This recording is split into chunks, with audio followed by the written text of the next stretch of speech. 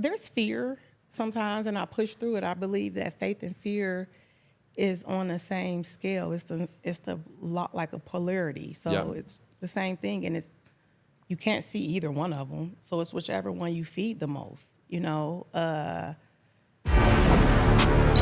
This is the Leo Climaco Podcast. Welcome to another episode of the Leo Climaco Podcast. My guest today is Mila Hall. Welcome to the show, Mila. Thank you. How are you? Thanks for having me. I'm good. Where are you from originally? Dayton, Ohio. Ooh. Where are you now? Are you in Atlanta? I'm in Houston, Texas. You're in Houston. How'd you get to Houston? Well, once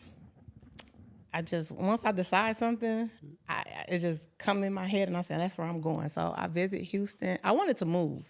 Yeah. And I visit a couple other places, but I visit Houston. I said, I want to come back here, but let me give a couple other cities idea. Like I visit them, and Houston just stayed with me. And I was like, I'm moving there.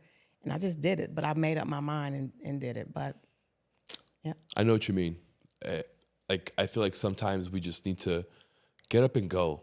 I feel like the place where we are at doesn't connect with us anymore, and we're vibing at a different frequency. And there's just a different place where we connect with better. Yeah, I always tell people it's kind of small, but I'm like the hometown didn't do anything for me. I just think that I outgrew it and I wanted to give myself a different challenge. I kind of reached my ceiling as far as I was concerned. And I wanted to give another place a different try. And I was like, if it don't work out, I can go somewhere else. Or I can always go back home. I'm not a prisoner. Right. So that's kind of what I made up. I've never been to Texas. You haven't? I've never been to, I really want to go. I have a really good friend of mine who lives in Houston. Yeah. And he's begging me to come. I just have to go. I've never been. I've been to a lot of states. I've never been to Texas. You need to visit. I need to visit. You will like San Antonio. Yeah, you think so? I think you will. Yeah. I definitely want to go. Dallas, San Antonio, Austin, and Houston, all the main spots. Yeah. I feel like Texas is like its own country. It is. It's big to get. It's huge. It's hard to get out of there. It take about 10 hours. Wow. Yeah. I've drove from Ohio to Texas not many times, but I have. And the longest part is getting out of Texas. Yes. Yeah. That makes sense. Memphis. I think it take like 9 hours just to get from Houston, and Houston is at the bottom. Wow. To get to Memphis. Yeah. So I just made it up. I had 2 kids. I said, that's where we going. I don't think I was ever afraid because my mother, she moved to Atlanta when in the late 80s, early 90s. So when I was about 4 or 5, she moved to Atlanta. And I kind of already knew what it was like to live out of town. So I was like, let me give my kids that opportunity. Yeah. Yeah. Who were your mentors growing up? Who did you look up to? My grandparents. Yeah. Yeah. Definitely my grandparents. Tell me why. I feel like my mother had me young and a lot of love. Maybe their mistakes or, what they had already done had, as far as raising their kids, they kind of knew the next generation, they can just fill you up in love. They were more transparent. It seemed like I think being a parent, sometimes we're not always honest. So the grandparents, after they live long enough, I think they could just nourish you with love and, and accept you for who you are as they see you growing because they didn't kind of seen this over and over and over again. So it was my grandparents. It felt like a non-judgment zone. What do you think are a couple of values that you took from them? One for sure is my grandfather. He said everything changes, nothing stays the same. And God bless a child with their own. So, sometimes if you have an entitlement idea or you think based off who you connected with, you think maybe, they owe you something. Right. You got to tap into your own God self, and God bless a child with his own. So, that always stuck with me. And never the other one I just said, gosh, I just forgot that quick. God bless a child with his own, and everything changes, nothing stays the same. Yes. And doing that, sometimes we get attached to stuff and don't understand that things are always changing because it's energy and it's flowing. So that's still how I live my life. I know that everything will change. Who were you in high school? Oh man, a confused teenager. You're just confused. Not wanting. I didn't do any sports. I was just trying to find my way. I was always attracted to the upperclassmen. Like, all my friends were older than me. They graduated 2 years above me. So Okay. I was just trying to find myself. That was it. Oh, so. When did you think you found yourself? I'm still, I'm observing. I'm still always finding myself. I find things new out about myself all the time. 27, though, is when I start understanding, I feel like how life works, how, what some people call the upper power. Like some people call it God, Allah, universe, Jehovah. When I understand it was within and not outside, I was It's going very to powerful. Yeah, When so that shift occurs. yeah, I was 24 when I had my daughter and still lost and was still wondering why some things had happened to me. And I was becoming a victim of my own circumstances, not understanding that I had drew some of those things to me. And I kept saying, this ain't my life. And literally I would say that, like, I don't know whose life this is, but this ain't my life. And I didn't understand it was another version of me. But they can have it back. I want my real life. Where's my refund? Yeah. So I was into church heavy. And one day I was laying down on the floor because I love music. I can't sing a lick, but if I could, I would sing this podcast to you. But I was on the floor and I would love that. I was worshiping, and I don't know, I got up off the floor and I said, God, show me if you're real. And, sometimes when you hear people's stories, you waiting for this voice to talk to you, or you waiting to speak in tongues because you see people doing it, and you're like, why has that never happened to me? Right. Or, what's Or a happening? sign What's or that, something. Yeah, what's that connection? And I just got a hunch. It said, don't go back to church. I was in church heavy, like 5 days a week type. Wow. Heavy. Were you getting something from that? I think congregating and trying to stay positive. I didn't, so I don't think church is a bad thing. Right. I like the congregating part, but I think I wanted more. And I felt like in church, they were always crying and going to the altar every Sunday and asking for forgiveness for the same thing. And I just kept saying, Stop sinning. I don't know. I just started looking at it as a business I see. at some point, right? So I was like, you've already been forgiven for that last week. Right. You drunk a little bit more. Like at some point, come to grips that, this is a part of you. Or, when people was having failed relationships, they were going to God praying to fix it and don't understand it's something that you have to fix within you. Correct. So, I kept seeing that and I just was like, I don't know if this is my path. So I got up off the floor and it just said, don't go back. And I was like, I guess I wouldn't go to the hospital every day if I didn't need the hospital. Like if I'm not sick, why am I continuing to just to visit? And maybe if we're solving a problem or a purpose, like, when I was a part of the church where I would help with the funerals. So I would still help with the funerals, but Oh, so you're like deep in there. yeah, but the religion part I got rid of. Right. Like, yeah, I just kind of completely got rid of that part, but I still would help and be a part of the cause. That probably brought you closer to God. I think it definitely did. And then it started, you don't understand, you got to unlearn, relearn some stuff. I got into self-help. Literally, like right after I got off the floor, it's like God sometimes just guides you. Like when you ask, it is given, and you don't know that you're not asking or commanding. So I actually went upstairs and I seen a book, and I had that book for like 4 or 5 years, so it had been with me. And that book was called, I think, Ask and It Is Given by Esther and Jerry Hicks. I just started reading it, and I don't know why I read it, because I wasn't thinking about anything. I got off the floor and said, okay, I ain't going to church. So I started reading it, and it was a little bit scary. Like, I got to like chapter 2 or 3, and it was talking about the ladder of emotions. And, the different ones that we go to, whether we're going up the ladder or going down the ladder, and how we spiral. But the authors, they tapped into a energy force where something seemed to possess their body. Interesting. And it spoke through them.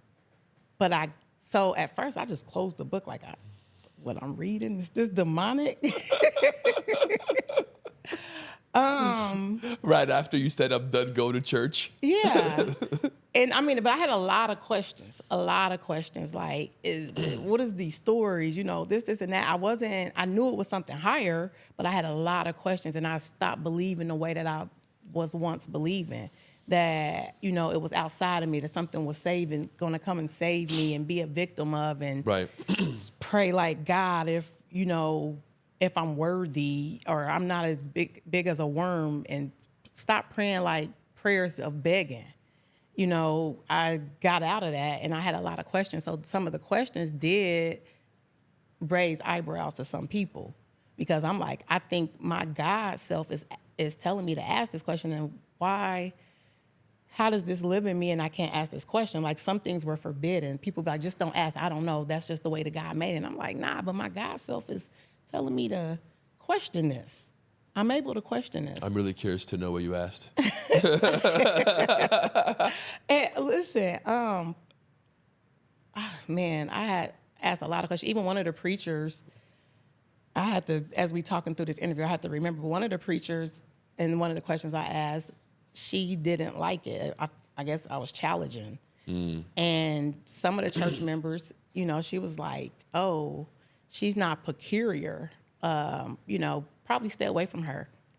And I looked up the word peculiar, and I was like, I'm actually more peculiar than any of these religious church people. Right. And I just started seeing it as a gang, like, Organized crime. Yeah, I started seeing it as a gang, but understanding that The hustle. Yeah, we're all gathering for a purpose. Yeah. So I understood the purpose, but sometimes it can go left or right. It's just, you have to always center yourself and make sure that you're doing what's right and not being a part of the gang. So I was seeing it as the gang, and I was like, oh no, it didn't feel any different than going out to the club. Like, they were prejudging some people that came in there and didn't join, Right. some of the stuff that they were doing. So, like I said, I read the book, I closed it back, and I would just read a little bit, and I would close it and read a little bit, and then I just started being more open, like, be more open-minded about this. And if you see somebody talking in tongues, how are you scared that this lady is saying that some energy is speaking through her? She's probably tapping into the same thing. Right. When people are speaking in tongues or people are prophesizing. And I just kind of looked at it and said, okay, there's no one way to source. I think source is infinite. So. It's very well said. As you're talking, I can just hear how much faith you have in yourself and in that things are going to work out for you. You just seem to be really good at trusting your gut. Yeah, there's fear sometimes, and I push through it. I believe that faith and fear is on the same scale. It's the lot like a polarity. So Yeah. It's the same thing, and you can't see either one of them. So it's whichever one you feed the most. So do I feed the negative thoughts, like, oh, maybe I'm not going to make it to see you today, or like I told you earlier, I was having trouble with my skin, and keep feeding that, or okay, I'm gonna push through this. I don't know why this is happening, but somehow, some way, this is going to work out. Right. And sometimes I reaffirm, like, I'm human, so I do have times, days, or things that challenge me that I'll be like, oh, that's uncomfortable. And I realize that I'm uncomfortable, and I allow myself that space too. Like, okay, it might take me 24 to 48 hours to push through this uncomfortable thing. Like, I know I got to do this. It could be something like in my business, filing taxes. when I get on the phone with the accountants and they asking me for all this stuff, I'm like, oh my gosh, this is a mountain. But I have to push through this mountain. I hate taxes. Yes, I have to hate push through taxes. this mountain to get this done. So I give grace, and I understand why some people move the way they move. I'm like, oh, we all rather do what's easy. What's easy for me is to talk. What's easy for me is to go to the beach. What's easy for me is to probably eat ice cream and watch TV. Pina And the other coladas all stuff, day. yeah, the other stuff isn't so easy, but it still have to be done. Right. So it's like you giving yourself a rocket, like, okay, 5, 4, 3, 2, 1, I got to do this. I'm doing the most uncomfortable thing first, and then I can retreat. So I just push through it, and I understand I know exactly what you're talking about. faith and fear. It's almost like teaching yourself delayed gratification, right? Where you, all right, let me get this done first, and then I can go do what I really want to do. Yeah, that's how I do a lot of stuff. And I think sometimes I make it look easy to people, but I'm like, I know exactly what you're going through. Just be patient with yourself. In small steps, you'll have the one big giant leap. So if I just do one thing, like, okay, I downloaded QuickBooks. I'm not touching no more of this today. But I got a step closer. Yes. So I give myself grace and be like, okay, so tomorrow, now you have to pull your credit card and make it upload to the QuickBooks, or pull your statements. Right. All right, I pulled 5 statements and I connected my American Express or my Chase account to it. Now it's dividing it all up in what categories, so. Tedious. Yeah. And I understand why people rather, I understand the fun part. I understand it's easier to go out and hang out with your friends. Oh, yeah. And do know. nothing and sleep all day. Yeah. But then when something happened, you're like, man, I should have did that. Or man, if I would have been putting some type of momentum towards it, I would have kept going. And There's no meaning to life in that way. Yeah. Life gets pretty boring. Yeah, and like I tell my daughter all the time, I'm like, everything is like, what you do yesterday is what we're doing now. So now we're living in the present by whatever we did yesterday. So your tomorrow can be better, or what that look like 6 months from now, Right. or a year from now, is by what you start and do today. And it could just be small steps. The time is going to pass anyway. Yeah. You might as well do something. I think as humans, having, I read something and I believe that God is having an experience through all of us, whether it's color, whether it's animals, Yes. whether, we're heterosexuals, bisexuals, all those letters, all that stuff is having an experience through us, bums and so on. So I believe that all humans on some type of level will be always solving a problem. You just got to think of what problem you want to solve. So do you want to write a letter on a cardboard box and say, I don't have any food, we'll eat? I guess you still got to solve that problem. Right. Which could be seem smaller to a person that's saying, no, I want to take on a bigger challenge. I'm not going to give up, so. For sure.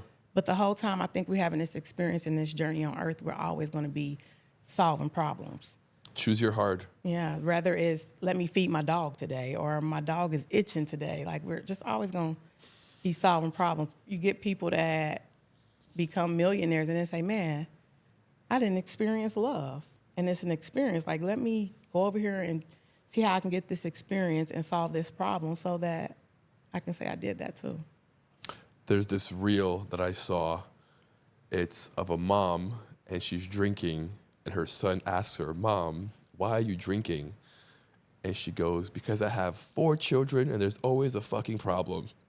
There's always something wrong with one of you. Yeah, even with my 2 kids, I always say, I'm like, dang, I feel, as a mother, you don't have, there's no book, there's no there's no rules or manual to anything. this. So, yeah, so you might have the most compliant kid that's never giving you a problem. And then as soon as you get the one that give you probably more problems than the other one, or have more problems, next thing you know, the compliant one is having a problem. And you like, and there's different problems, and people have different issues, and you're Right. like, man, I just got this under control. So am I hollering at both, or I'm teaching both, or what's going on? Or then you just starts spiraling, and you're like, and then there's another thing. You did this and you did that, and y'all just got to give me a break, or maybe go in the garage and stay. I don't know, but it is. I just think we're gonna always be solving a problem. Rather, again, it's taxes, fixing a leg on a couch.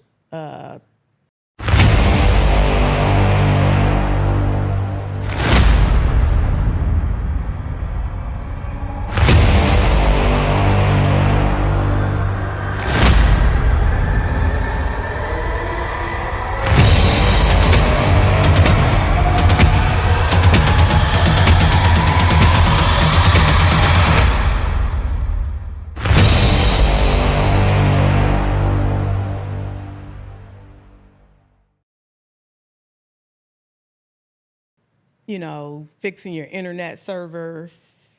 Yesterday, it was problem after problem, and we still was on this podcast tour, but we had issues when we got to the rental car place. Then we had issues through the hotel, then the Uber. So it was, You're being challenged left and right. yeah, and I think it's about breathing through those things and understanding, like, okay, I want to learn from this experience, or what do I Right. do better next time? Or we could just be frustrated, hollering at each other, and not get into the finish line and the end goal and what our purpose is.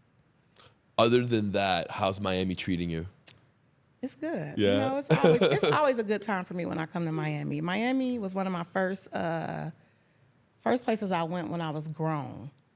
And I almost came back like every year, all up until COVID. Every year I would come, and it was generally around January or February because it was cold in Ohio. Right, makes sense. Yeah, I don't have nothing to worry about with that now because I moved to Houston. But from 2011 or 12, I would come to Miami every year. It was one of my friends' birthdays, and we would just enjoy the sun. And it was things I couldn't take back. Like, there's things that you can enjoy in Ohio too, but it was things that you couldn't pay for, Right. that you couldn't take. So you had to capture the moment. You capturing the sun that's looking like it's coming out of the water. Isn't that beautiful? The Yeah. sand, even the hustle on Ocean Drive, like that would get me like, man, they all just down here in this movement, the hospitality, the hustle, a different nothing energy. stops. Yeah, Yeah. so it's always a good time when I come to Miami. Love that. I can see why you're an entrepreneur. Just the way you think. can? I can. What do you get out of this? Just the way you think, the way that the way you put faith into you and into your things and your confidence, and how you are always challenging to better yourself. Like, that's really entrepreneurship, right? I think entrepreneurship is the journey of self-discovery. Yeah, I am always observing, because at the end of the day, like I moved or whatever I do, I got to deal with myself. Right. You Of know, course. when I go to sleep, Right.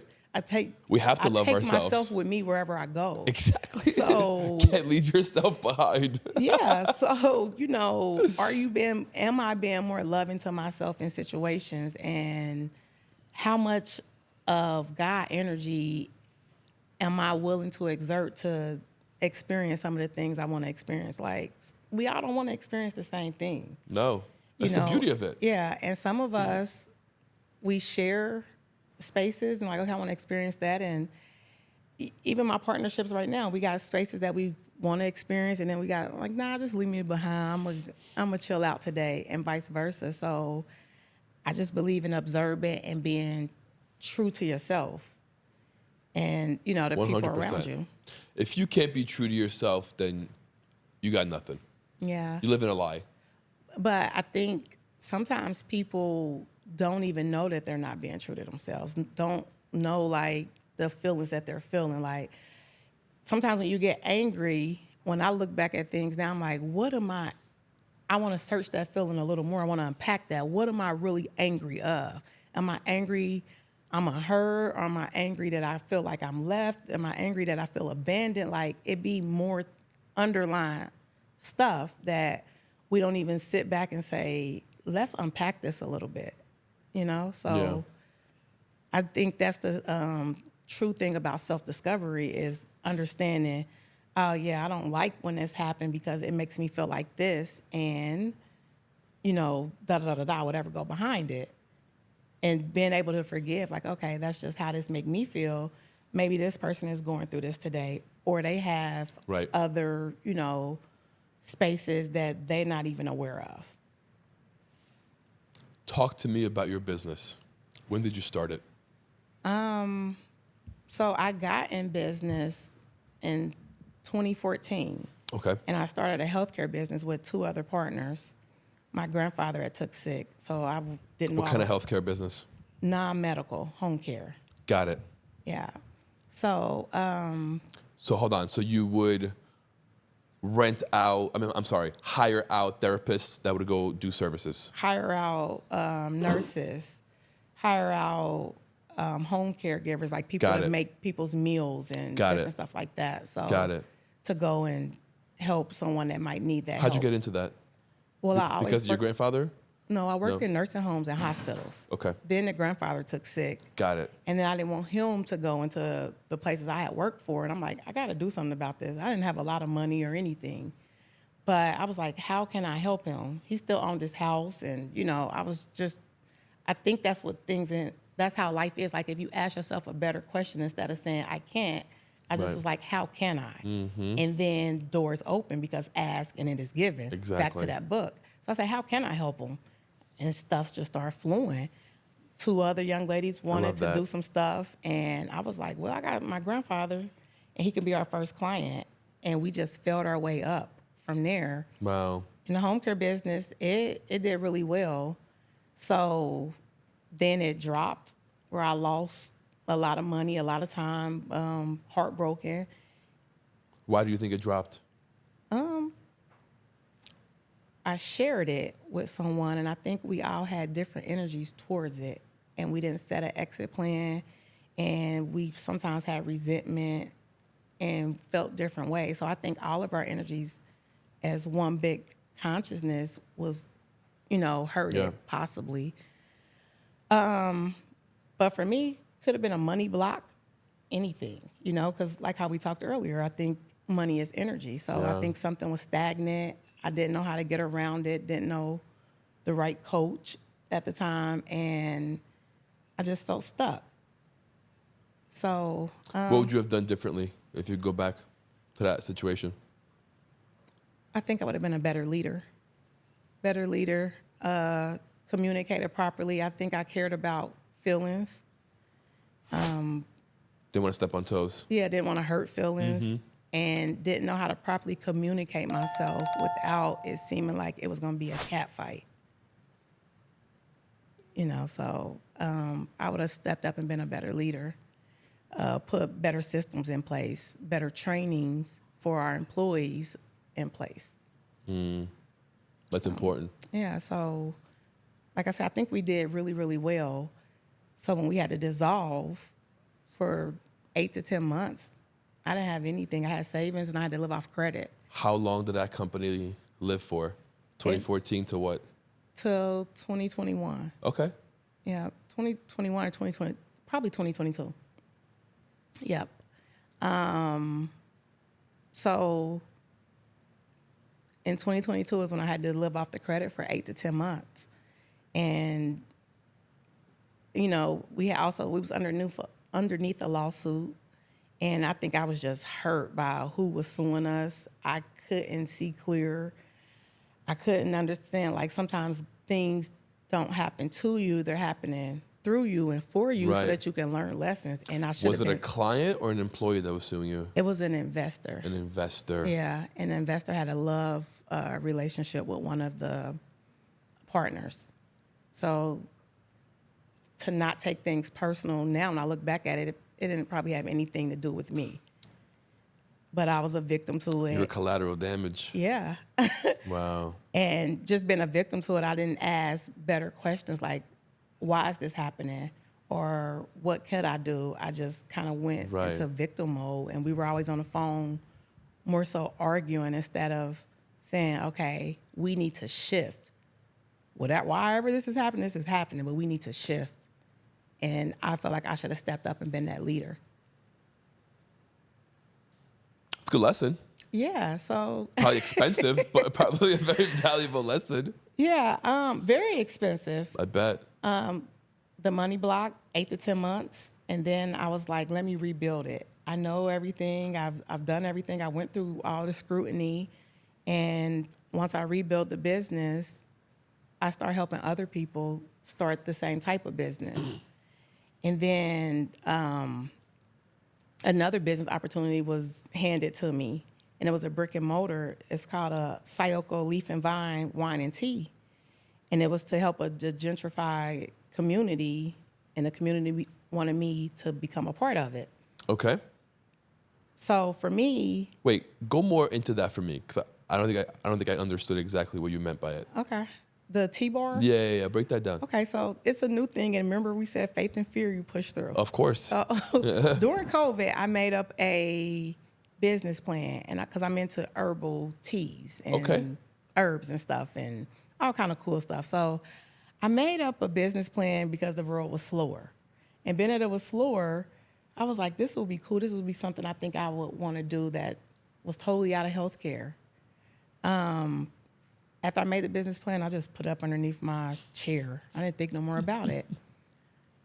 Later down the line, as I'm rebuilding the healthcare business, someone who looked at me as a person that can be a serial entrepreneur was like, hey, I think you're already a business owner. I think you've already rose and fell and you're rising again. And they told me about this opportunity that the city was doing. It's like, I want them to hear your story, and I think you should be a part of this growth. Very cool. Yeah, I'm like, oh, okay, what? And then What's the catch? yeah, so they were explaining what they wanted, and I was like, oh man, I had this business plan that I actually wrote because I had it with one of the partners, but she was like, I don't want to do that, and she went on and did her own thing. So I pulled it out and I showed it to them. They're like, yeah, that's exactly what we need. Look at that. Critiqued it a little bit. I added some stuff in there. I added automatic wine machines where people can have an experience, because I realized when we're out, like, the world is being more e-commerce. Yeah. And when we go out now, we want to have an experience. So I'm like, you know what? The automation, whether that's wine tasting, having a glass of wine, meeting up, having meetings, they can do that, and they can taste all the flavors of wines if they like. So, and then over here, we got all the tea selection. Hot teas come out, serve, you can put honey, whatever Very that cool. experience is, and have business meetings or come on a date. The Starbucks of a wine and tea lounge, basically. Very cool. So I called one of my previous coaches up, and I was like, I don't know anything about marketing or growing teams. I got employees and I know training in healthcare, but hospitality or making people feel a part of something, being more impactful, I want to grow more in that area. Could you help me? Very wise of you to, one, understand where your flaws were, Yeah. and to go and seek help. Yeah, sometimes I can get short. Like, I'm thinking I'm communicating something with you, and I'm like, I told you to build me a pool, but in my head, I want it to be 4 feet wide, 4 feet, Deep. deep. Be a square and not a round, but I didn't pull all of that out. You need to communicate that. Yeah, and I realized that even when even if I'm being nice, even if I'm saying it over and over, there's other stuff that's not clear. So nowadays, when I feel like I'm not clear, I'm like, okay, give me a second. So how do I take this idea out of my head and help you see it? If I got to write this down, so give me a second to demonstrate that. And process, right? Yeah. So, but a lot of times I'll be like, well, because my mind is always moving. I'm like, they didn't get it. I got to keep going. So I realized, I can be I don't short. got time for this. And I could be short, and I'm like, man, I got this thing where I want to see everybody win, but I'm not being able to dig deep with people on how I communicate. But I realized I wasn't always communicating even with myself deeper. So yeah, I've reached out to one of my coaches and I'm telling him, he's like, I ain't really clear, right? So I take him on the experience. And he's like, okay, I got it. And okay, I see what you, Let me show you. yeah. And he said, okay, I think this. And we just stuff in the business start spidering out and online. He like, I think that Where was this? it's in Dayton, Ohio. Okay. And it's still under construction. So while it's under construction, you sometimes you lose momentum. Yeah. And he like, I think we should take our presence. Like you're already doing vendor events and showing up there and showing your face. I think you should also take the presence online. And I'm like, and do what? I'm not going to DoorDash anybody a tea. And he like, no, can you sell any of the tea can you package the tea? Some people can make teas at home. Let's start with your flagship products. And I'm like, what is that? What tea do you think that will help people Smart. and that people need and they can significantly see a change? And I'm like, it's the detox tea and the hypertension and the fibroid. Those are the tea blends that, I think that a lot of people would want to experience. He said, well, let's figure out how to package that up, make the commercials and get it shipped out. I'm like, okay. So What a good angel. What a good person, huh? yeah, so again, that's Sayoko Leaf and Vine. It's in Dayton, Ohio. And the online is SayokoLeafandVine.com. So during that, we were just talking about our shared experiences, how we rose, how we fell, how we rose again. And I was like, people come online and ask me a lot of questions. And I also used to fix credit, but it was like my side hustle. I'm like, but after the credit part, I don't know what else to offer to people, but I learned business credit and so on. And I'm like, they're asking me so many questions and I don't really know where to go.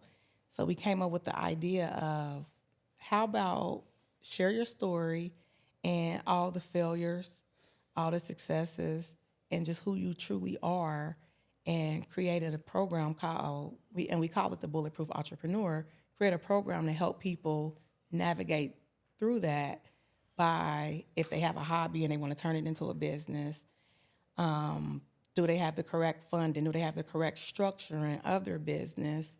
Smart. Whether that's LLC, Yeah. the sole proprietor, the C Corp, S Corp, and so on. How to help people find the right accountants, how to help them or suggest, the right accounts to open on what they could be operating off of once the money starts flowing in. And those were all just created by our own mistakes. So we wanted to create a program to stop things that happen to us to fast track your success. Genius. So that was called the Bulletproof Entrepreneur. And we partnered up on that, and that's what we're doing. The Bulletproof Entrepreneur. I love that name. Thanks. There's confidence to it. So how long have you been doing this program? This program is fairly new. We started in October. Yeah, we started in October. We had coaching clients that we were already helping with businesses, and we just basically put them in a program. And really my goal for 2025 is to take 10 self-sufficient entrepreneurs and take them to a six-figure income, or to take them out of their job to replace, their income. Yeah. It's a small number, but that's my goal for 2025. Oh, it's already done. Yeah. With your energy and your faith, it's already done. I see it. Thank you. You're welcome. Tell me some of your strategies that you're going to use to get people there. So the first part will be mindset. And the mindset is, do you have money blocks and limited beliefs? Do you even see yourself, or do you just got this idea? And the reason why I'll start there is because I actually have money blocks, and I probably still do. But, sometimes people have to see themselves there. Everything in life is a thought. So this room right here was once a thought, so it happens twice, and then you follow it. and believe, so 100%. it will be the mindset of it, because sometimes people don't even want to invest in themselves. Invest in a coach if you've taken yourself as far as you can. And in the Right. healthcare, I seen that. I was like, I think we've taken ourselves as far as we could. I was a nursing assistant. I'm like, okay, I don't know anything about office administrative and stuff. We need someone else to come in and show us and invest.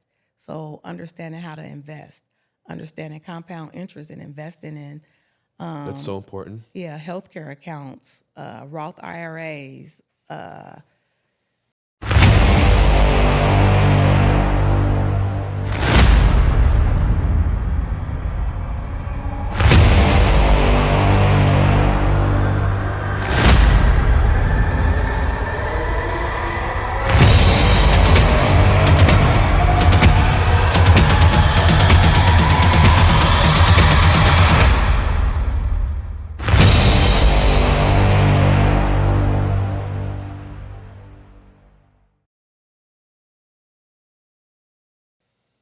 index funds, just to have your money there growing as the business is doing good, because things spike up and spike, it go up and down. So Yeah. having those things there is important.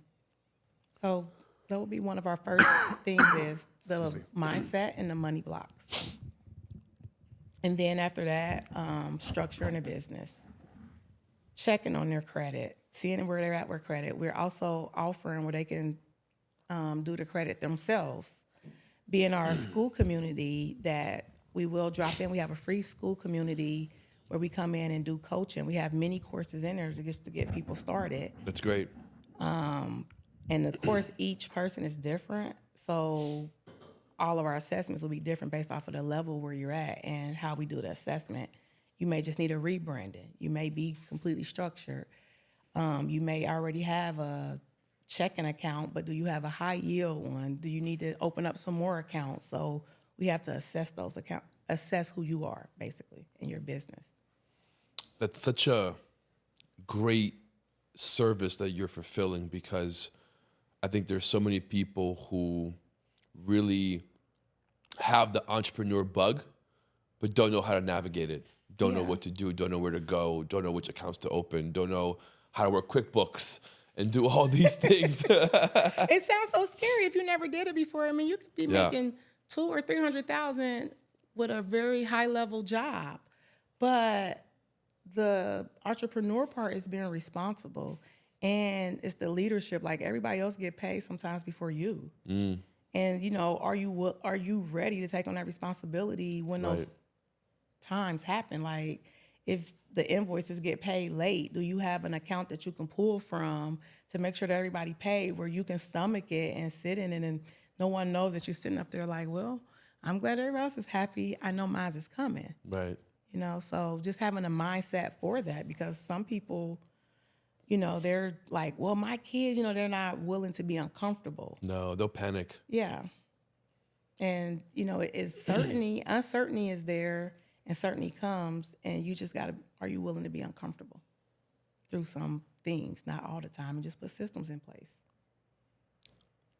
Tell me how you became okay with the idea of being uncomfortable, of learning to live in that. I think it was the self-development and self-help, the affirmations that I write on my mirror and my whiteboard. I think it was all of those things, and being able to remind myself that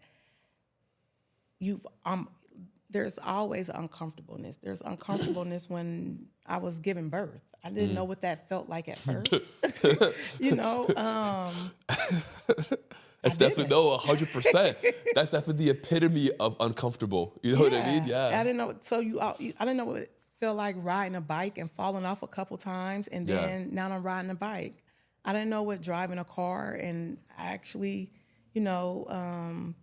messed up a couple cars, or so everything's a first time. It's a kindergarten stage, and to know that if you keep hitting at something, then you're going to get better at it. So just giving yourself grace. So that's how I still get nervous, Of course. but I'm like, okay, if I do this 992 times, I'm going to come out looking like the expert, and understanding that and just forgiving myself. I think it's forgiving, reaffirming love, and committing. Man, I forgive that maybe I was cussing earlier or, hollering at my child. I forgive myself and, I'm committing to whatever I need to put in place. And then also telling myself, I love you no matter what. I love the blemishes. I love the stuff that is not the imperfect. Is it called imperfection? I love the imperfectionist part about you and the perfectionist part about you. That's what makes all of us who we are. You're so strong. I gotta tell you, Thank you. You are very strong. And I think that's why you woke up to, no, I'm this leader. Yeah. I'm going to take charge. I'm going to speak my voice. I'm going to take up space, and I'm going to lead. Yeah, absolutely. I'm the only child, so I think a lot of times my mom was trying to protect me. And I didn't know that I could be out on my own. I was maybe afraid. I'm the only child, one of the youngest grandkids, so I'm what do you call it when I'm a risk taker? Mm-hmm. Like I do everything on a feeling and not always know what is on the other side. But my mom was always there to protect or say, stop, don't do this or this, and that. And she just wouldn't let me. And so I was fighting for independency and she was fighting for control. When's your birthday? March 31st. Oh, so it's coming up. Yeah. Yep. Yeah, it's real soon. What's today? Like 2 weeks. Oh, yeah. Yeah, 2 weeks. Yeah, it's March 31st. So I was fighting for independency and didn't know that. I just knew like, this don't feel right. I want to do something else. Mm-hmm. I want to try this. Oh, okay, I tried that. Let me try something else. So that's just always been me. But I feel like you have to try things to see what you really like. And sometimes people get stuck on, they try something, they either fail and they say, I'm not going to try anything else, or they find something and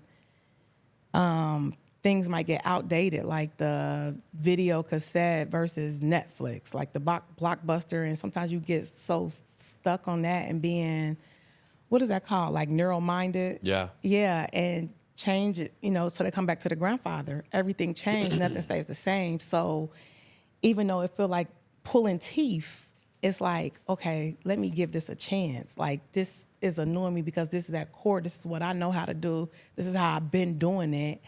And now I'm being challenged, but let me be a little open-minded instead of narrow-minded about it and let it just ease through. And, so I'm very open-minded to change. And like I said, sometimes it takes 24 to 48 hours for me to accept. So I'm not going to say, you give me a change. I'll be like, okay. That's actually pretty quick. Yeah, I'd be like, oh, give me a second. It takes some people years. Yeah, let me process this. And, I'm open-minded. So tell me, how is the healthcare business going right now versus the first version 1 versus version 2? So the healthcare business right now, and I got a CEO in place. I also invested in my CEO, coaching and mentoring, and hopefully, it's each one. What is it? Each one teach one. Mm-hmm. Hopefully, the CEO would do the same thing because I believe in giving back and making sure that whoever wants to come or wants to run with you, bring them with you. Yeah. And sometimes they might pass you, and you're okay with that. But I agree. Still invest in them. I agree. Yeah. So it's doing pretty well. So I'm not micromanaged as much as I was when I had the partnership. I'm open to new ideas. I'm not just like, well, it got to be this way because this is how I knew it to be. I know a lot of stuff has changed.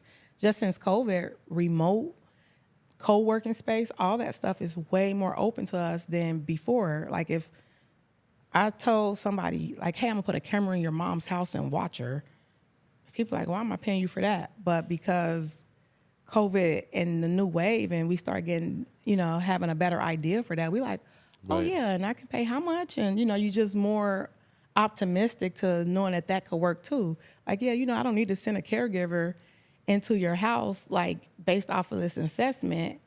What if you took this cheaper route? And just exploring new ideas. So the healthcare business is going great, and I let a CEO run it right now. That's awesome. So you got a couple different things going right now.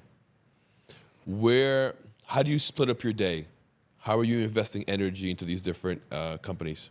So I try not to, I gotta get a better system, but I try not to give the same, it's more of each day. Like on Thursdays, I'm gonna check on helping lives. Got it. And, go down that to-do list or to see what's going on.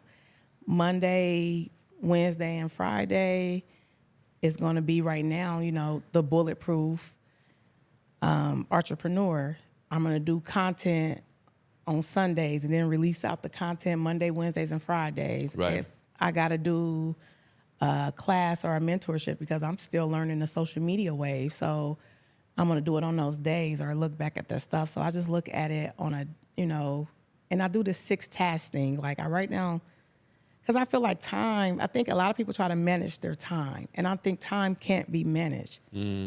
It's the task and the things that you're doing towards it. Like, did you get this done? So if I write down 6 things and I cross out 3 other things, then the next time on that specific business, I might write 3 more things. And then if I don't get all 6 done, I'm coming back to those 3 to transfer it on a piece of paper Right. and then write 3 more things to manage that instead of the time. Because It's also called discipline also. because There's a time lot of management is discipline hard. You get a phone call, you get Distracted. You yeah, get bored. you got all these beeps, these, oh man, I thought I was gonna do this Zoom or Or you get a know, notification. Yeah, Somebody so- calls you. Yeah, so how I look at it now is like whatever I can I do this at nighttime? I'm gonna do the night stuff. Like if I don't have to talk to anybody, if I have meetings for me are actually better in the morning meetings and learning.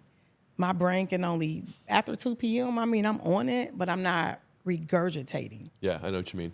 Yeah. If it's something I need to regurgitate. So I know that about myself. So most of the time, of course, I've taken late classes and stuff, but I know I probably got a 45-minute attention span.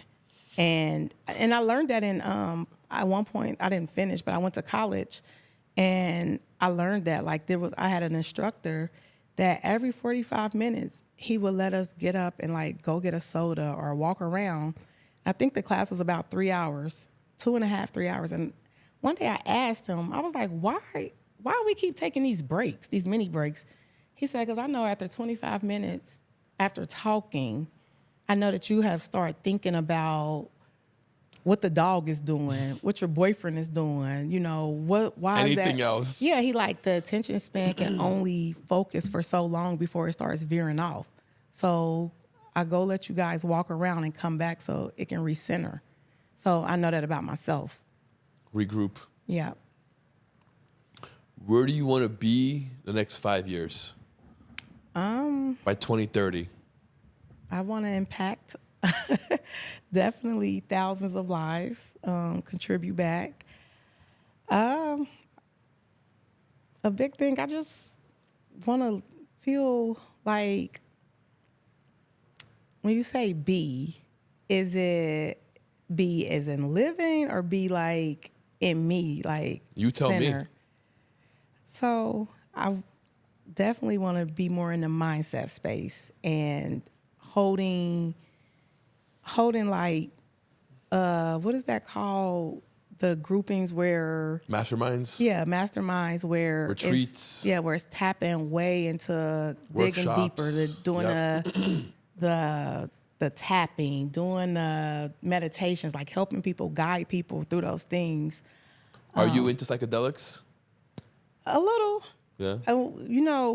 I had a friend and he passed away. We had made this agreement, but we never made it. We was gonna go to the Amazons and do ayahuasca. I did it last June. How was that? It's good. Did you like? Was it outer body? No, actually quite the opposite, completely in body. I didn't go to different dimensions. I didn't fly into outer space. I was actually completely rooted, grounded here. I became a tree. Okay. I was just rootly grounded here on Earth. And she was just punching me in the face. She was just taking body shots at me. You know? I would definitely recommend it if you hear the calling. Absolutely. Yeah, so like I said, that person transition and I haven't thought about it with anybody else. And I also had a friend that was into the underground mushrooms, and he was a psychiatrist where he couldn't heal his people with, I guess, the regular stuff on surface. Yeah. So he was basically helping a lot of people push through their traumas and stuff with the mushrooms. And I was like, wow. So I believe that sometimes we have traumas Very powerful. that hold us and hold us back to who we really are and who we really can be. And we limitless beings, and the God power is into all of us. We can all tap into it. It's not just like your priest that you go say a prayer to that can only get your message to God. I think you should revisit this idea of you doing ayahuasca, and you should probably reconsider. Because I do think if you were going to do it once, there's a reason. Yeah, And you should look into that. absolutely. So, yeah. Because I do think, I think it's really beneficial for everyone. But no, not everyone. Those that hear Have the call. call. Yeah. Yeah, I'm sure it's on my bucket list, because like I said, I want to be into helping guide people into meditations. I want to help them do the, what is it called, emotional tapping, and getting rid of the limited beliefs and the uncomfortableness in their body and shaking that type of stuff out. Like sometimes we don't even know, we just need to scream. But screaming sounds so, like, am I supposed to do that? Am I being a good little girl? Like if you always been taught, hey, be a good little girl or be a good little, guy. So you don't know. What does that even mean, right? Right. So just pushing through. So 5 years from now, yeah, like being the next Michael Beckham, that type of stuff. Do you think it's an advantage or a disadvantage being a female entrepreneur? It's probably both. I mean, I just think you, as a female, you have to just understand what your strength is in a space and take up that space. The only competition is you. And even if you having blocks, it's because you have learned that, how like people say men make more and all that other stuff. And then if you accept that, then that's what you believe, and you can build resentment around that, or you find your own space. What would you say to people that feel that they're limited or being held back because of Trump's America? Did we go politic? I think it's a limited belief. It's a mindset. It's, first of all, Trump has 4 years in there, and I mean, at most 8, and we know this is second term. So, everything I think in life will be about the same. It's how you look at stuff and what are you going to do and push through this. So I just think it's another area where we blame whichever party. And there's things that change with each party that come in. Sure. But I think we've all been surviving it when each party come in. So, you say, well, damn, that program is gone. Damn, this program has came. Because if you think about it, like you said earlier, it's energy. So as they're sweeping out stuff, other stuff Makes room. Yeah, other people are coming in, So I look at it like that. Like, don't get so consumed. Think about what you're going to do. And to be honest, I think Trump is putting on a great show. If not anything, he's one hell of an entertainer. I've never seen. Yes, he is. I never seen anybody in that No. position He's super unique. entertain the way that he does. And he keeps himself relevant. The fact that we are on a mindset and podcast and we could bring up Trump, that means he's doing his job. Yes. You know, so I'm not really a big politic. I feel like the things that I need to know, they'll come right to my computer screen or somebody will tell me, but I don't go looking. Right. I don't go try to prove a point. I know that it's happening and it's out there, but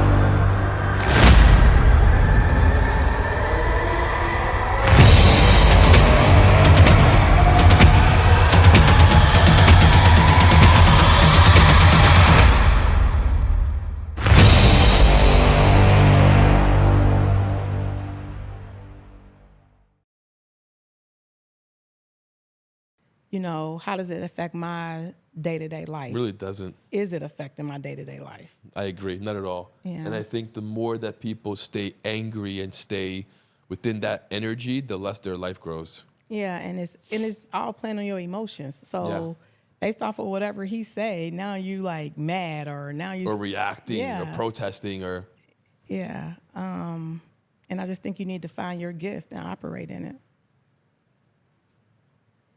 what's your gift? My gift is being of service.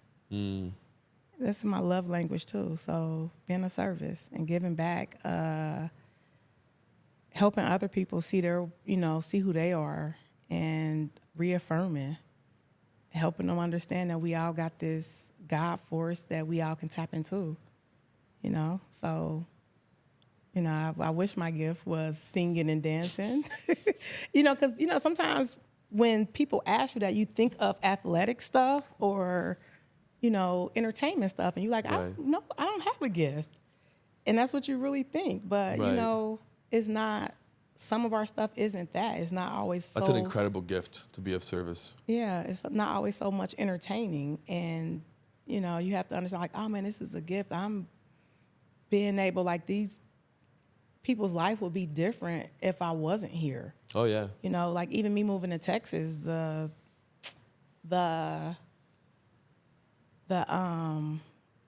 hunch that I had was by you moving, you're going to change a lot of people's lives. And I'm still figuring out what that meant. But But you're I for sure on followed. that path. Yeah, but I followed. So that's where I'm at. What do you want your children to remember about you? I would want them to know that I tried.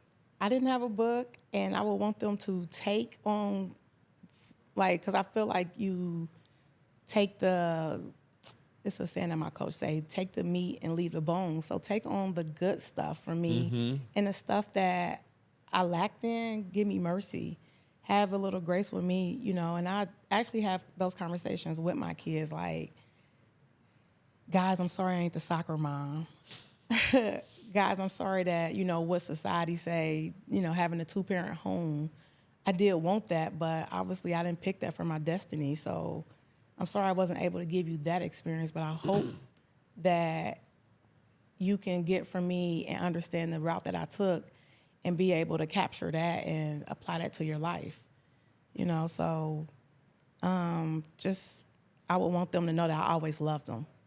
And I did everything out of love, and I was always finding my way and growing with them. Love that. How do you want the world to remember you? I want them to remember me as, I never really thought about that question. Because I think for me, I just like always do what feels right to me. And I think everything is you pushed out. So, in the world, you're going to have a tribe of people that love you and a tribe of people that just don't take to you, and them not your people. So when I think about it in a worldwide thing, I'm just always being me and authentic and whoever I touch, I want them to know it's all out of love, and I move in love and integrity. What's next for you? What are you working on? Any projects? Anything that you're currently focusing your energy on?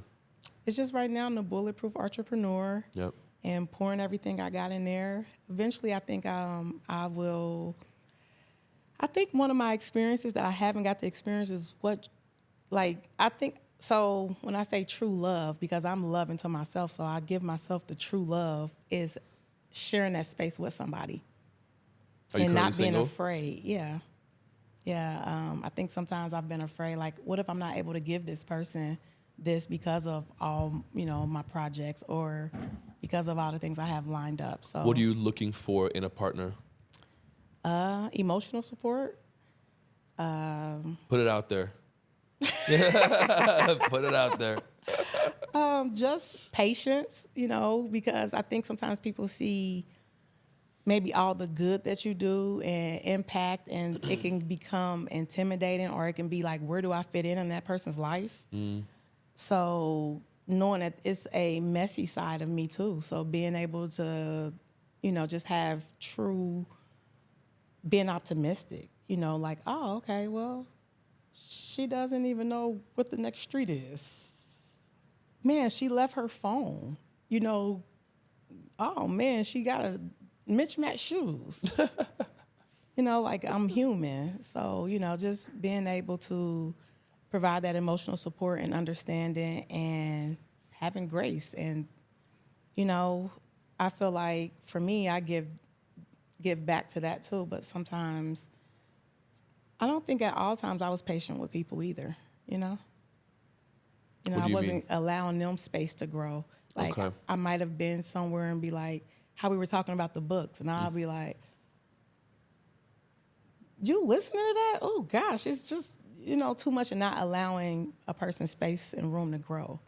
So even for myself, and being accountable. So I love that. Yeah, no, I think it's important to put it out there. yeah, so I think as this grow out and grow legs, I'll experience that. I love how everything with you is an experience. It is. I agree. I love that. It's a You were journey. talking about the tea, and you were like, people want to have that experience. I'm like, yeah, tea is an experience. Yeah.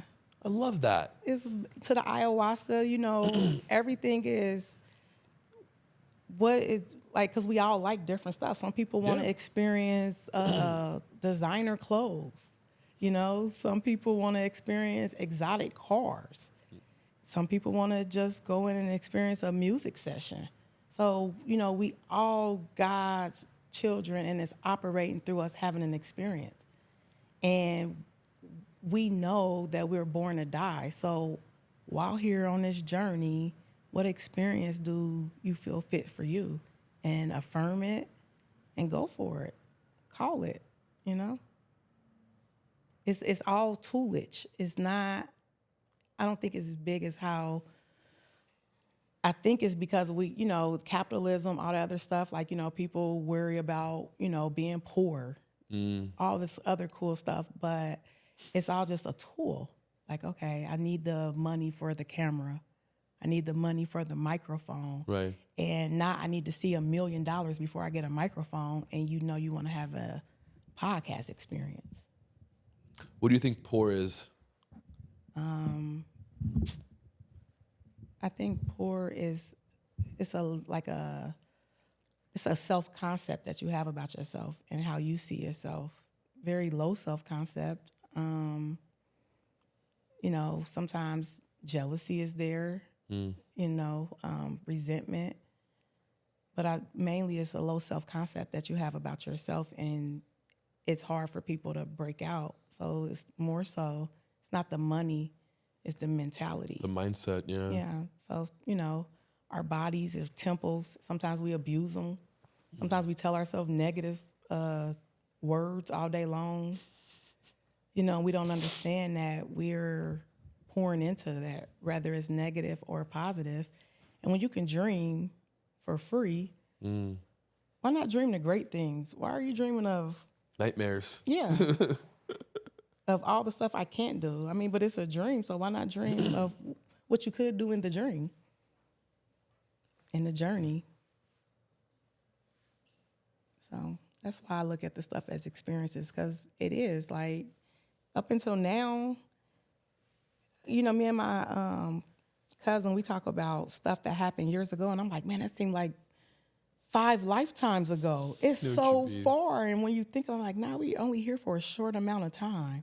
Goes like that. Yeah, but those are experiences. Those were experiences where we ate the pot pie and had the bad breakup. And sometimes it's stories that we keep telling ourselves. So some people relive stuff over and over and over again because they just won't let it go. I think it's tomorrow. It's the 1-year anniversary of the death of a good friend of mine.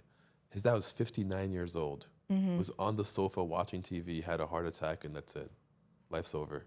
Yeah, You know, it can be done in 2 seconds. yeah, And for those that don't enjoy it, that spend all their time vibrating in a negative frequency, not rising above it, not seeing the beauty of life and the beauty of this experience, they miss out.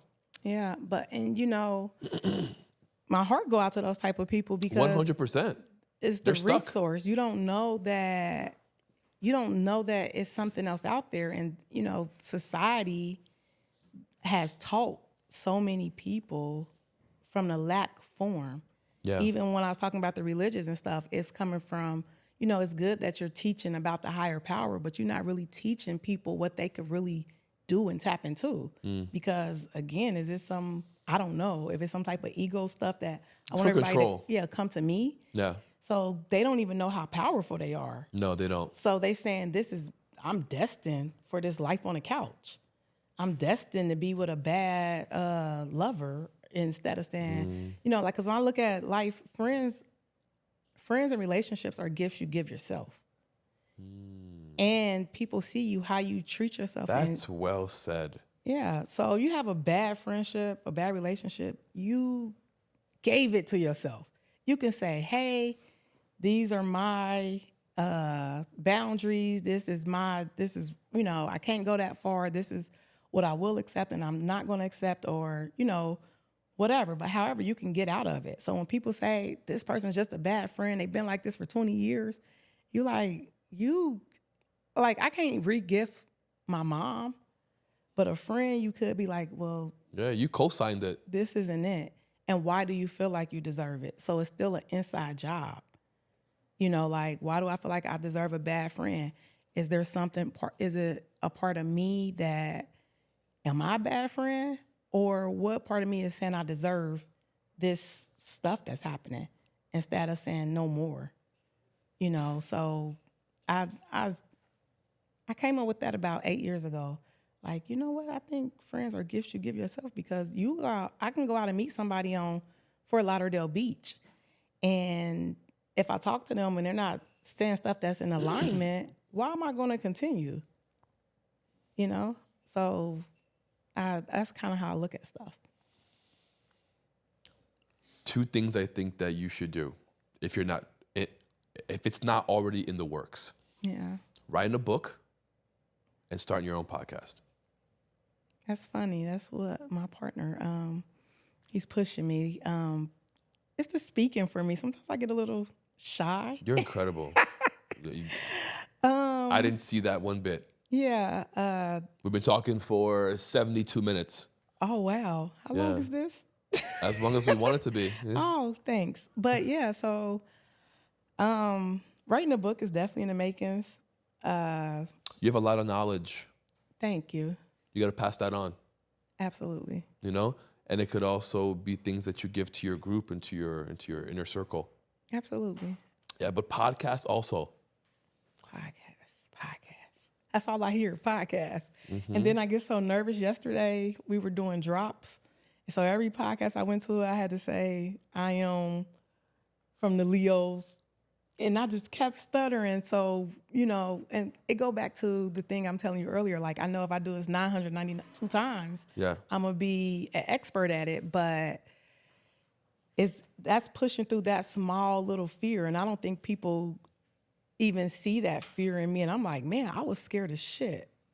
You know, I just push through it, and I make sure that I partner with the right people that be like, okay, and again, But and I let's think go. that's what makes them want to follow you. Yeah. The fact that you were scared, you pushed through, and you're showing it. Yeah. You know? The vulnerability. Yeah. So yeah, that's coming up next.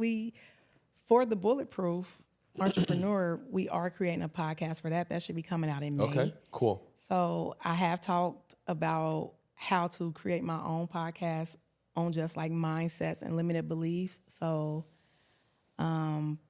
moving around that space, you know, sometimes I'm thinking like, am I going to run out of stuff to talk about, or, you know, so. Nah, today we got a good friend named ChatGPT.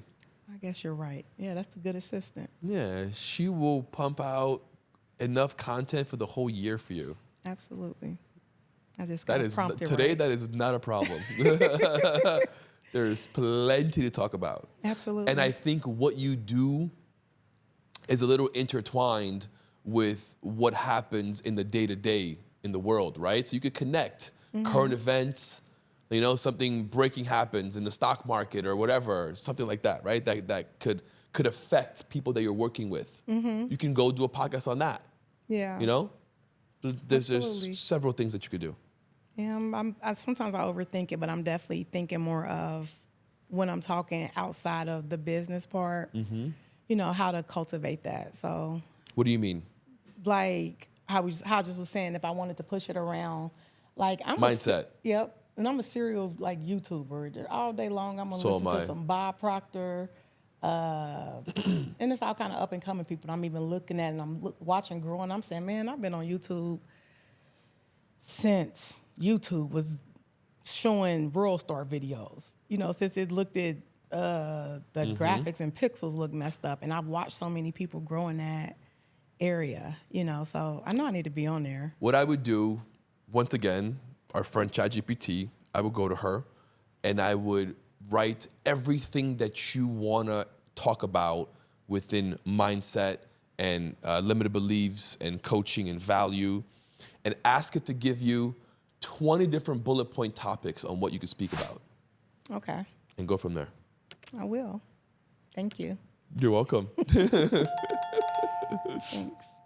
What an incredible conversation. You're an incredible person. I think your fight, your perseverance, your never give up attitude is contagious, and it's going to get you really far.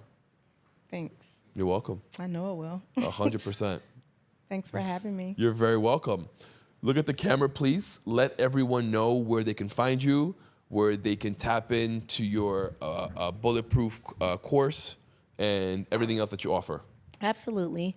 My name is Mila, and you can find me on IG at MyLove2004. That's MILOVE 2004, and City Span Solutions. Also, we have a Bulletproof Entrepreneur program, and it's on the platform called School. We have a free community. You can join our school program, and Bulletproof Entrepreneur on IG. What we offer is we take you anywhere from taking your hobby and taking it to the profit zone. So structuring your business, finding you the correct funding, and also the marketing and branding and scaling. Incredible. Thank you. Thank you. Guys, make sure you follow her. Make sure you go check out her program. Like, subscribe, hit that bell notification, and we'll see you guys next time.